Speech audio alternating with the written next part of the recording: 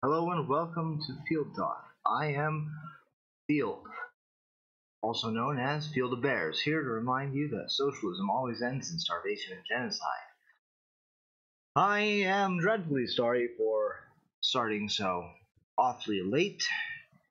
I blame Eric for being so funny. It's all your fault, Nimmer. How dare you? Uh, shoot, I forgot to do tags. Somebody tag Dom and Nimmer, please. If they would like to come, that would be fine. Um, I'll get right into the monologue then for people. Yeah. Uh, so, or yeah, story time. Story time first. Story time is I had a little bit of an interesting weekend because as my Twitter followers are aware, my brother got married on the property, and the ceremony was beautiful. We had just a wedding pastor because our pastor couldn't come and do it, and it was a nice ceremony. They didn't do anything special. They just exchanged vows and rings, and they didn't do anything weird and new agey, which was fine. And then we had a reception. Funny thing is my other brothers and I were all the best man. We were all supposed to give a speech, but then only I gave a speech. But it all went great. My speech was fine. And then when it was time to do the father-daughter dance, Grandma fell. And we had to call an ambulance. She was awfully embarrassed about that, but we kept on going after she left because she would be really annoyed if her falling over had killed the party. Hey, B West. So, since my brother got married, by the way, Grandma is fine. She had a CAT scan and an X-ray to find out that she is fine. No brain damage, no spine damage. All of her bones are good. Grandma is okay.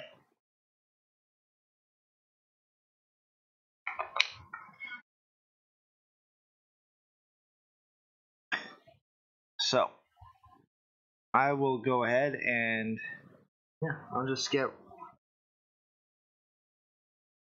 do the unprofessional thing and go here and do the tags that I forgot to do.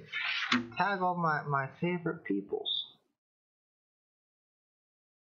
Thank you very much. Uh, actually, well, no. One of the good things about having a big family is most of my grandmas are still alive. So I have Nana, I have Grandma Woody, and I have Grandma Sandy. And Grandma Sandy, and I also have Grandma Joe. But yeah, it was Grandma Sandy, so not Nana. So I gotta find. There's my tweet.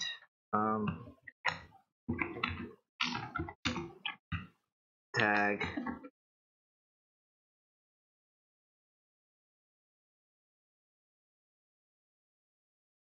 No, I didn't fall. I didn't fall. It was Grandma who fell. But don't worry, Grandma's fine. Uh, so the joke I've been rolling with about it is Grandma was throwing down some really dangerous dance moves. I think that's funny. Ender, one of the great.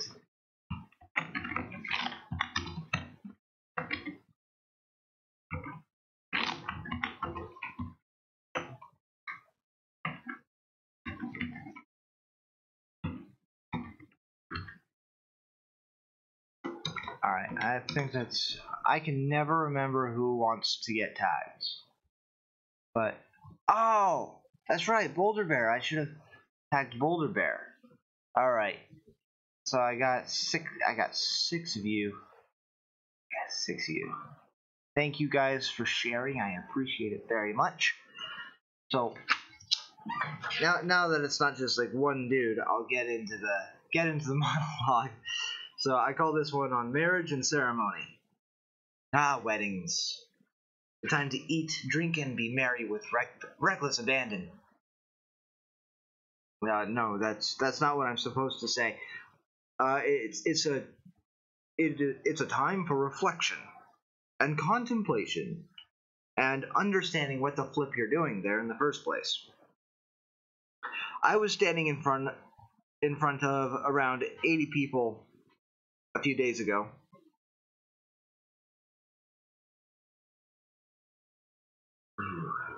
In a heretical clip-on bow tie and the blasphemous combination of a belt and suspenders.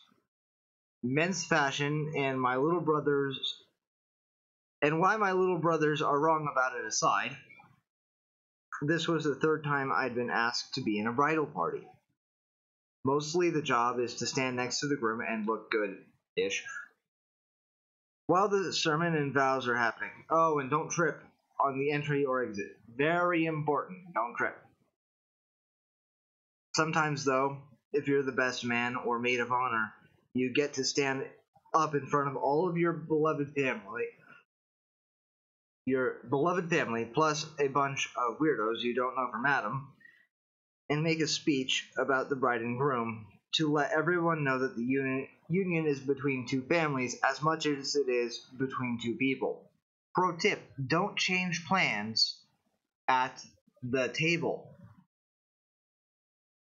So a marriage. What's it about? You hear a lot about love and two people coming together in love and union and all that good stuff. But I think that's only part of the story. If you come from a good family, you're standing there with your glass raised in one hand and a microphone in the other because there was a wedding some years ago that, hopefully, you didn't attend. The same pattern would have been repeated over the centuries with a few minor deviations, ending with you here endorsing the latest iteration involving somebody you hold dear. So maybe it's about family. Adding to family ties. To build another family on. So the love, the coming together, the union, it's all for the kids. Sure, there are couples who never have children, but the story ends there.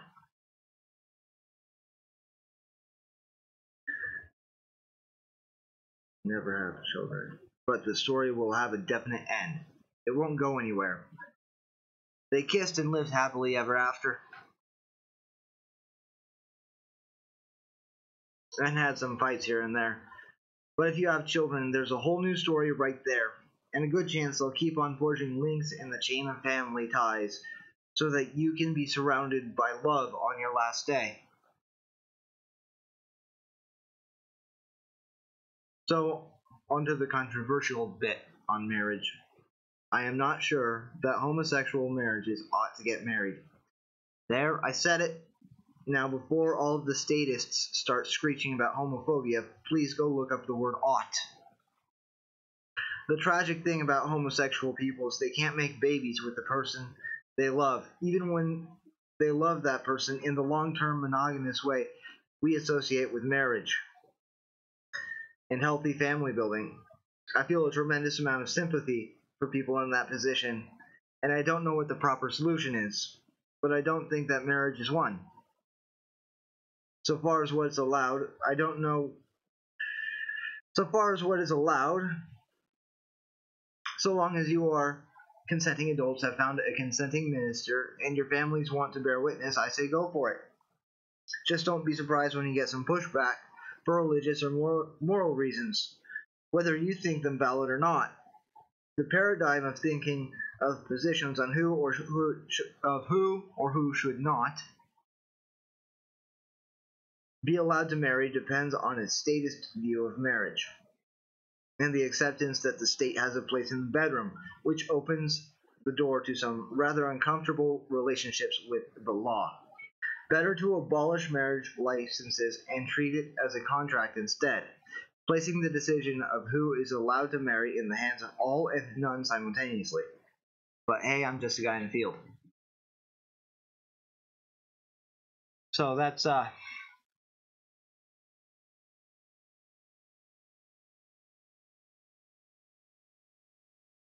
my view on marriage. Let's see how we're doing. Everyone's feeling good. Rave in the grave, eh?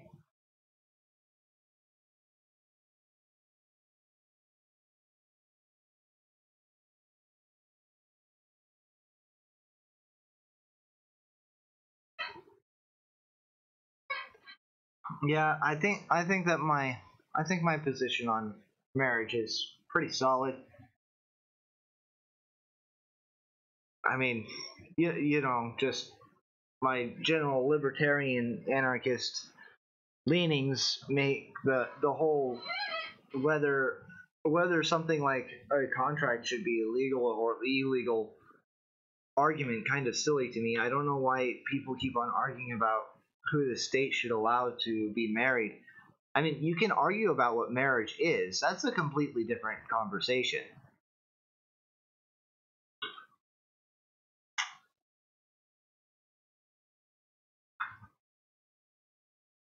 Well, there are more kinds of contract than just monetary ones, Roy Bear. But yeah, this happens to be a kind of contract where you both agree to serve each other in this relationship and nobody else in order to build a healthy family together. And the cool thing about the marriage contract is it actually gives the participants a lot of latitude to mess up badly, a lot. It's like as long as you don't do two things, the contract is still valid. I think it's great. It's like, you know, there's a lot of latitude to mess up and grow and become better people and still have that relationship be able to weather all of those mess ups and growth. And I think that maybe more contracts should be like that. I don't know.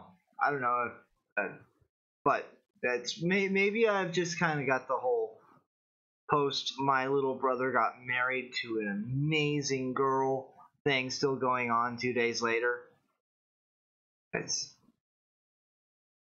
I don't know if you guys have ever been like those two are just absolutely perfect for each other. They are they are just so deeply in love, and maybe in like 5 years they'll make great parents. But I don't know. My brother, when it comes to that stuff, my brother tends to surprise us. We should stop being so damn surprised all the time when he acts like an adult and does things responsibly, because he's been demonstrating that he can do it for a couple of times now. And being an adult in California is actually a little bit more difficult than you would expect because everything is so damn expensive. No, he said enforced, not forced. And it's enforced through social pressure, not the state. But yeah, and it's enforced monogamy means there are consequences for cheating, and there are consequences for having promiscuity if you're not married. It's like, yeah, there should be a bit of social shame attached to being promiscuous. And there should be a lot of social shame attached to cheating. Like, I think it's good that men who cheat, like, they get no quarter. Nobody likes them. You find out, like, if a dude finds out one of his friends is having an affair, it's like, that's pretty bad. It's like, I don't know if I could be friends with someone who's cheating on his wife. That's that's how much I feel like it's in the culture. Like, I think a lot of men feel the same way as well. And I'm not even married. Like, so if you have that strong of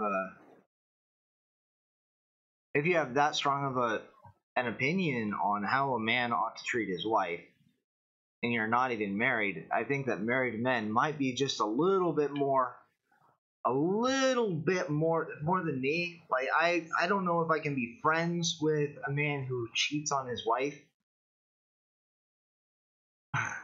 I don't know if I can do that. So a married man might be just a little bit more extreme on that. Like, maybe he knows for sure he would not be friends with someone who does that at all, and that is a relationship killer. But I think that kind of attitude needs to be translated to women who cheat just a little bit more. They shouldn't get excuses. Like, men don't get excuses. No one should get an excuse for cheating. Like, if you're in an abusive relationship, you don't cheat on the abuser. What you do is you leave the abuser permanently. So let's remove that excuse. You don't cheat, you leave, and you don't go back.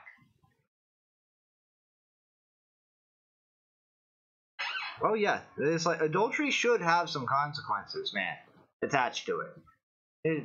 It should have a real stigma, because that's a serious breach of trust. And if you're willing to breach trust in something as huge as, you know, genetic, as a family contract, as huge as husband and wife, that level of trust, and you breach that, you're exactly the piece of crap who will steal out of the storeroom. Speaks to character. I don't think cheaters have good character. I think that someone who committed adultery can develop a better character, but like, that's a pretty serious black mark on your character as far as I'm concerned. And of course, there's always, the room for growth and the room for improvement and all of that good stuff.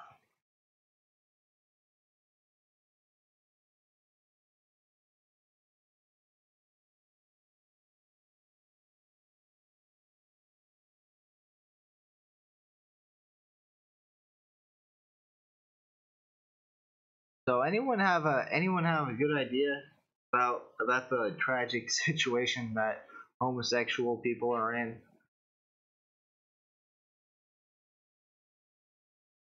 Well, yeah, obviously, obviously, cheating on an abuser does not justify more abuse, but it will incur further abuse.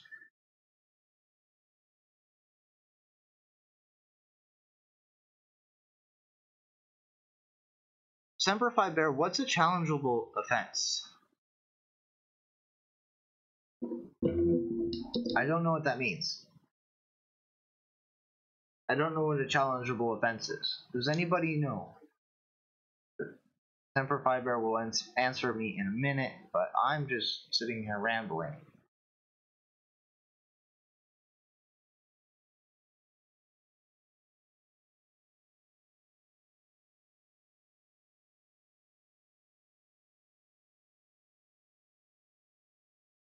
Hey, Dax! You missed, I'm late. The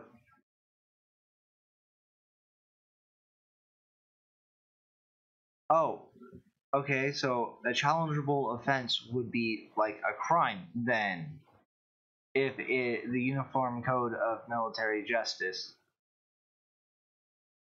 That means that you could go to jail for adultery.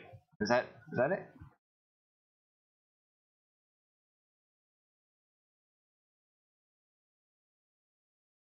Oh, yeah. Actually, that dude got fired. So this guy puts out a tweet that this shooter dropped a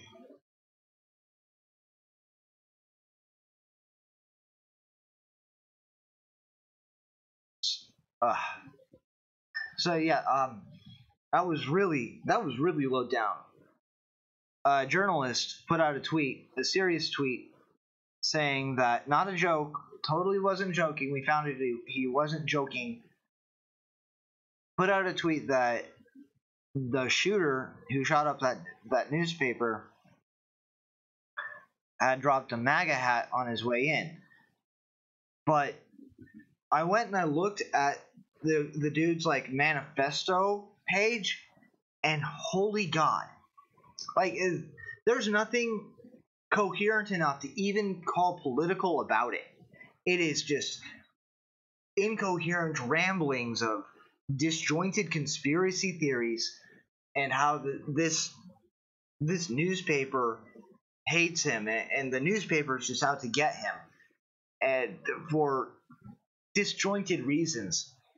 And the only thing that had any kind of like sense to it was he reasoned that the destruction of his reputation warranted the destruction of their lives. I don't think it goes quite that far, but he should have gotten some recompense for the defamation, if you believe his side of the story, which, judging from how insane his website was, I say it's dubious at best.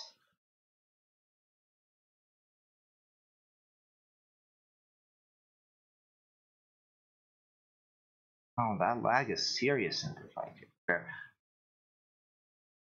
Okay, so various punishments that aren't the break. Gotcha. Demotion and restricted to quarters. Loss of pay. Got it. That makes sense. So, yeah, helicopter ride for the lying reporter though. But keel hauling. Is that where you drop someone in the front of a boat and then drive over them? Is that what keel hauling is? I think that's what that is, but I'm probably wrong. So, either way, that reporter,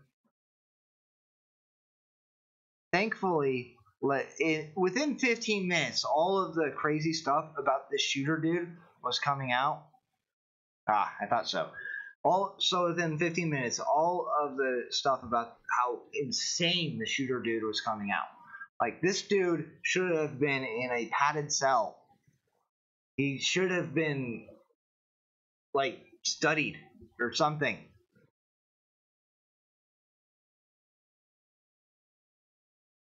Yeah. Well, it helps knowing what a keel is.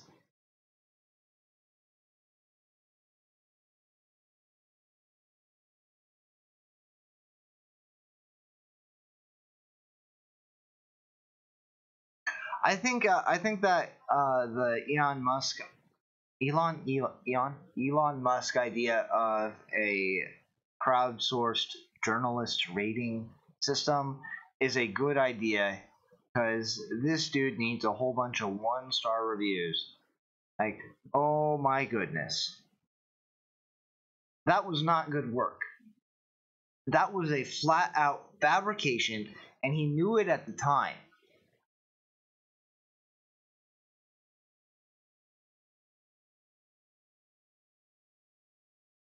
Yeah, he got canned, which is good. At least he got canned. He was fired for that tweet. I don't know why he's making up fake news, and I honestly don't care. I don't care why he was doing it.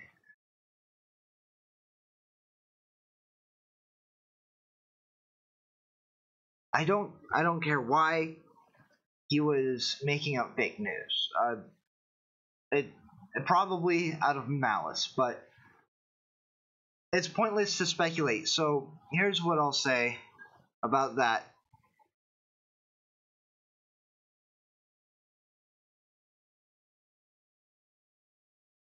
Framing murder, especially mass murder, as the fault of your political adversaries, when you know for a fact that they had absolutely nothing to do with it, is so reprehensible.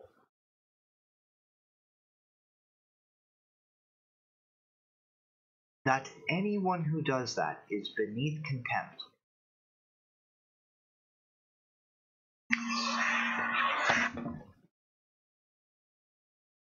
Sorry, guys.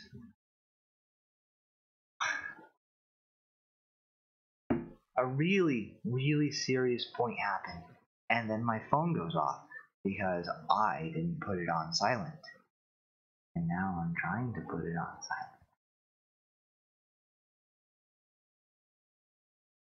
Wait a minute.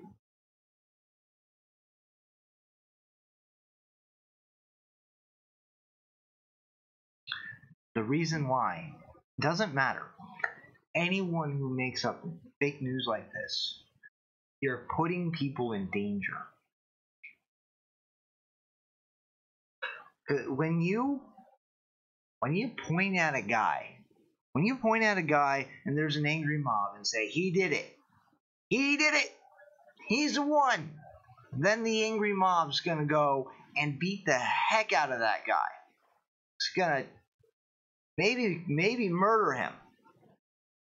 We see this when Antifa goes nuts and someone points at some random dude and screams fascist.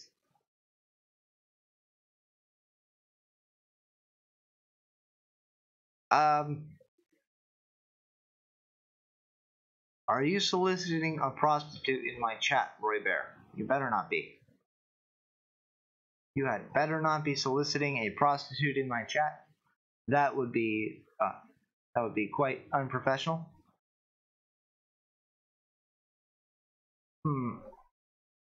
I don't know. How about Ben Shapiro? I haven't seen a short list yet. I think that probably Donald Trump is going to pick kind of a centrist guy who leans slightly right, just to kind of, you know, make sure that the left knows that it's not something to riot over. I think that Donald Trump is not dumb enough to put in like a super right-wing judge at this point, but I think that he's going to make sure that he's going to appoint a constitutionalist judge and not an interpretivist judge. So they'll go by what the words meant at the time and the writing of the amendments in question, and they'll go by contemporary writings, and they'll go by all of that stuff instead of trying to what would you say, mentally pretzelize yourself into a weirdly shaped box that somehow justifies changing the law from the bench when that's not what the Constitution meant in the first place. So I think that's what's going to happen with the Supreme Court.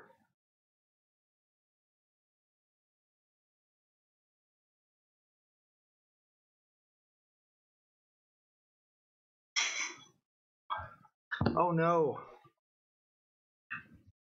Now you can't do that in my chat. Now I'm going to get in trouble for human trafficking, guys. I'm going to get in trouble for human trafficking because you guys are arranging your homoerotic escort escapades. I will never apologize for any pun I make. Never expect it. Even when they're absolutely terrible.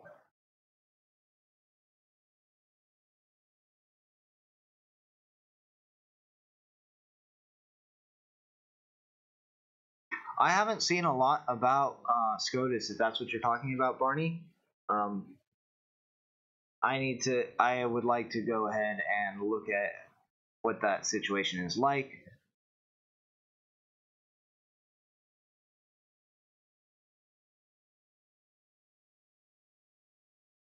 I need to find out who the shortlists are. As far as I knew, there wasn't a shortlist put out yet. But I do think that I think that things are actually going to be fine. I think that Antifa and is going to make some louder noises. I think that they're going to throw some more destructive tantrums, and I think that America at large is just going to get more and more sick of them. I don't think that Americans in general think going out and burning your own town because you happen to disagree with a Supreme Court justice appointment is a good move.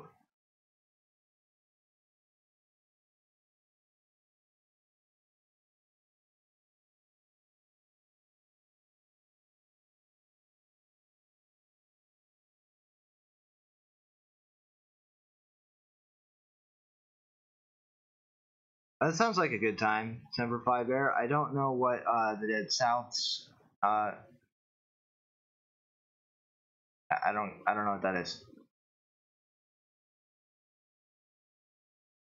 Brett Kavanaugh and Amy Coney, huh? Hmm.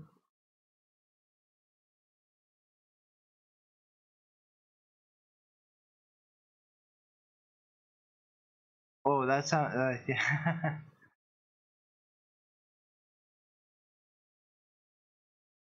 All right.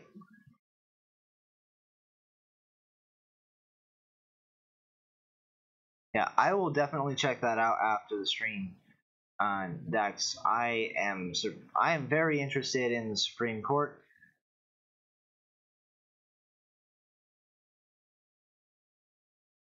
I know, B West. I know that the lefties and their protests did help Trump get elected. However, they do cause quite a lot of damage. They are, I think, most of them genuinely impassioned, and I think that a lot of them are actually deranged and deranged people roaming the streets with batons beating the snot out of people is not good no matter who it gets elected. So hopefully, after the midterms and after the next Supreme Court justice is appointed, I think that things will probably calm down a little bit.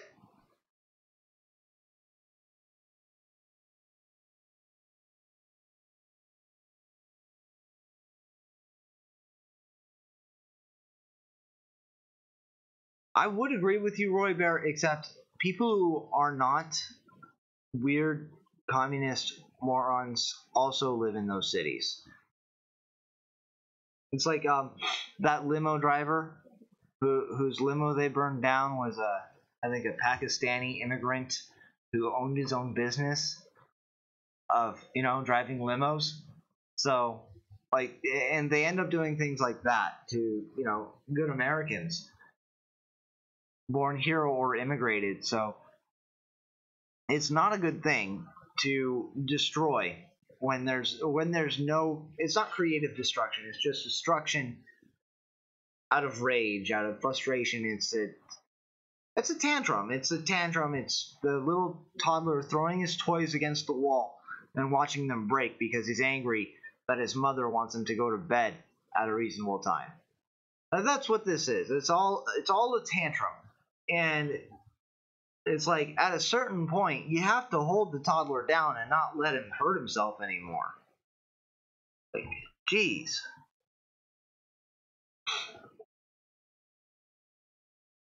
Well, if things actually go, if you, all right, Barney, here's the weird thing I'm seeing. I'm seeing that the left is simultaneously dwindling and escalating. Their numbers are shrinking, but they're becoming more and more as the Trump presidency goes on anyway. They're becoming more and more erratic, more and more deranged, and Trump isn't even that free market, He's not saying abolish the Fed. He's not saying end welfare. He's not saying any of those things yet. Maybe the next guy will do that, and I will dance in celebration because I would be extremely happy that we could have such a massive diminishment of state power under the next guy. But it's like all he's doing is pulling back a little bit. Hey, Eric, you missed the bit about marriage. Eric, I'm glad you came though. I think I'm going to. I think I'm just going to go to 6:10 to make up for being 20 minutes late. Just let it be a 40-minute stream. But we are currently talking. So I think that marriage is about building healthy families. It's mostly for the kids. And since I was talking about marriage and what it's for and what it's about, yeah, I know, but my brother just got married, so I was thinking about it. And thank you for putting out the argument to all of your subscribers that you do not wear a belt and suspenders. My brothers didn't believe me, and I looked like an idiot at the wedding. It was awful. And they made me wear a clip-on bow tie. Heresy. At least my shirt was ironed.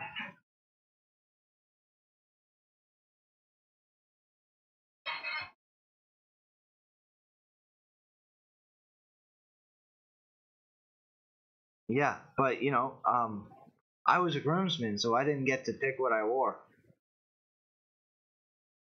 Honestly, I looked better for the reception dinner.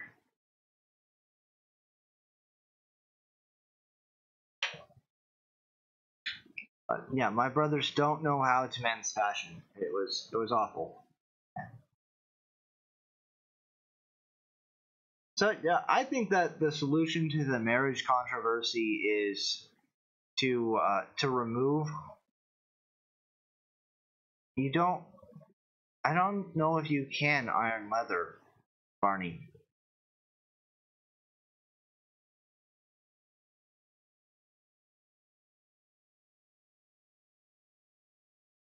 My little brother wanted us to wear cowboy boots, black jeans, and blue shirts with a different shade blue suspenders and blue bow ties. Now, the thing about jeans is,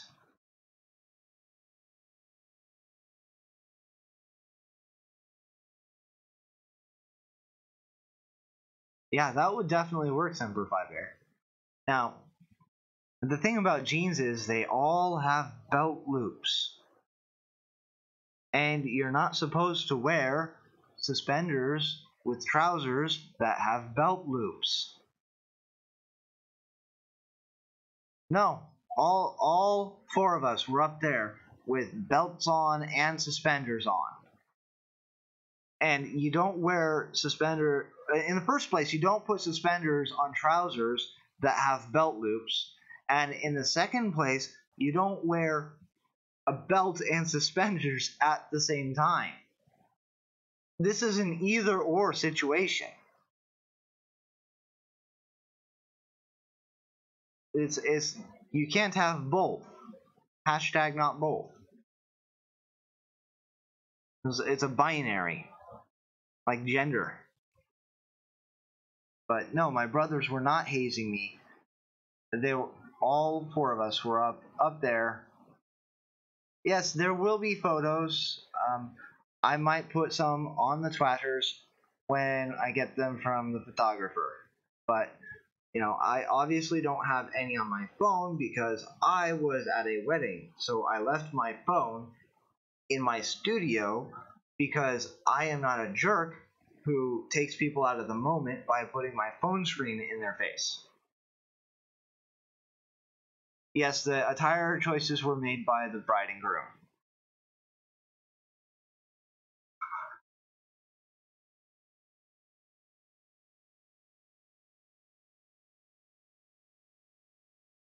Do you mean because I was wearing a heretical combination, Eric? that I will become an incel.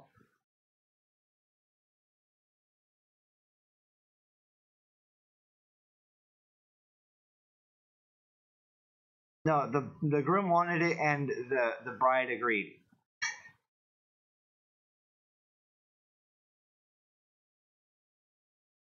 Yeah, I think probably you're right about that, Eric. I think you're right. That heresy might make me an incel.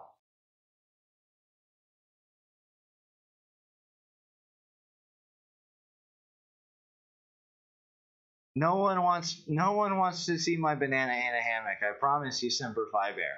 We were safe from that. This was a heterosexual wedding. Bride and groom, not uh, groom and groom in a dress.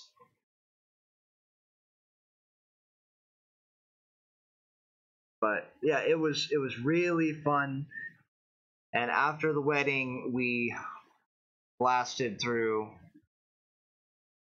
one, two, three, four. Yeah, a dozen bottles of liquor, probably about a keg and a half of beer, and maybe a case and a half of wine. And that that was after Grandma left in the ambulance. So, another pro tip, like two pro tips to take away from tonight, for sure.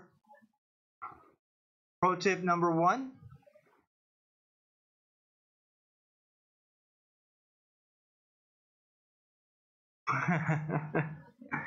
Pro tip number one: do not ever change plans at the table. Not a great time to decide who is going to be giving a speech. Luckily for my brother, I'm pretty good at it, so it went well. Pro tip number two: make sure someone is close enough to catch Grandma all the time because she's old and you don't know when she'll fall over. Pro tip number three: there needs to be a last call for alcohol that doesn't involve running out of alcohol.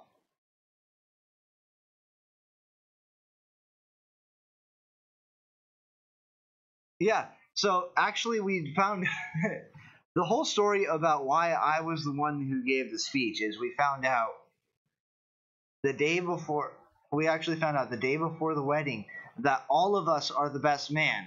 And that meant that all three of us were supposed to give a speech, yeah? My brothers and I.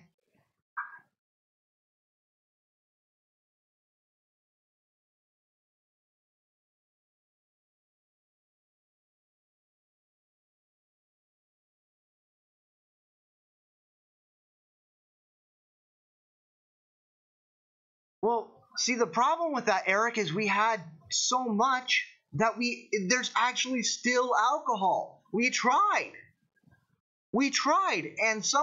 and you know, and my cousin's wife almost ran smack her face directly into a burning smudge pot. Do y'all know what a smudge pot is? Let me find you a smudge pot. Um, jeez. Come on.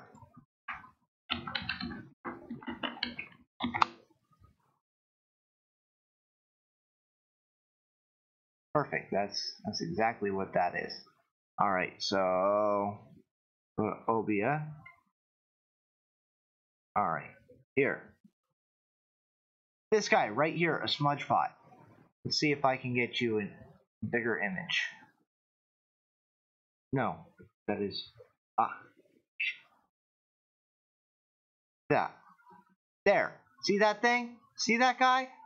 See that? She almost smacked her face into that thing and it was burning. It was full of diesel and burning, and she was so schmammered that she tripped and nearly smacked her face directly into it. It was like very frightening. We tried really hard to blow through all of the alcohol, guys. We just couldn't do it. So if you have that much alcohol, like maybe it's necessary to have a last call. Like, geez, because we tried to cut her off. We did. She wouldn't listen. We tried. We tried to cut her off, but she wouldn't be cut off. No, that's for heaters. That's a heater. You light it on fire and it makes it warm. It's not for deep frying turkey at all.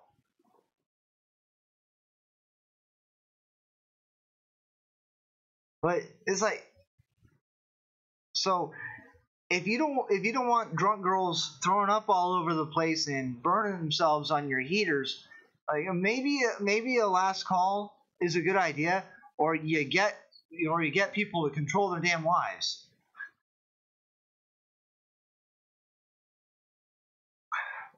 Well, we didn't. I didn't think we needed the heater. Actually, it was pretty warm. It was like 50 degrees by the time we were out there at night.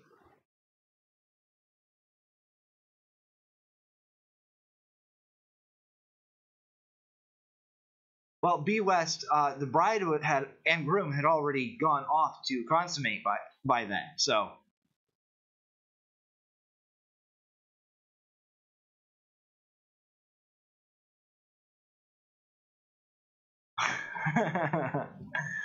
You could use it as a burner, I guess, if you wanted. Awesome. Right now I'm wearing a linen flat cap because it's hot. I'm sure you will. I don't have very much money, Eric. You will definitely win the war.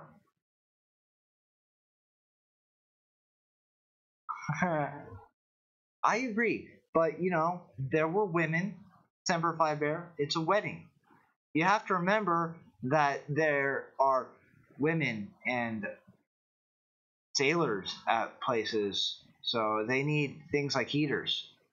And I think maybe one of my cousins is in the Air Force, so. Oh no, she's in the Navy.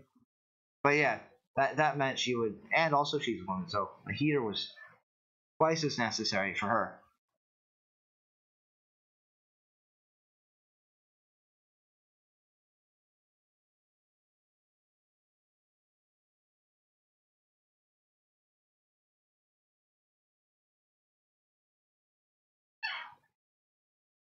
You mean the heater?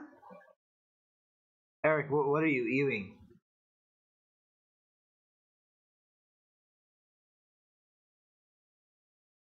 Also, my brother likes lighting things on fire. I think that's probably 80% of the reason.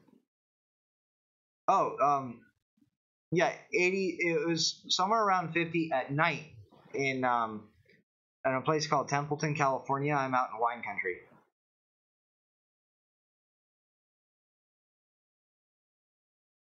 Ah, yes.